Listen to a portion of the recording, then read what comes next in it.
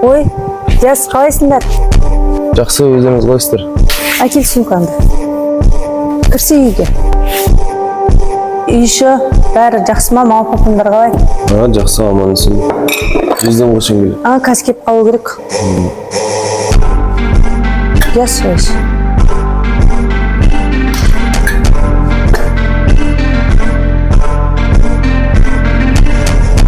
Вообще көзге не қылған?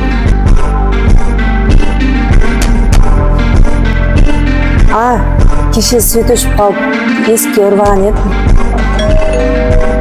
Ой, жаным, сол қызым.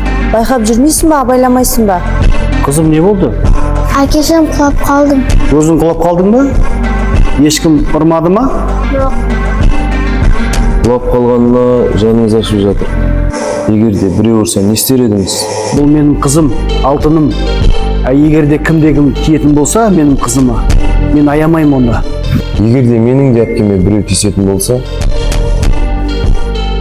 мен де ешкімді аямаймын.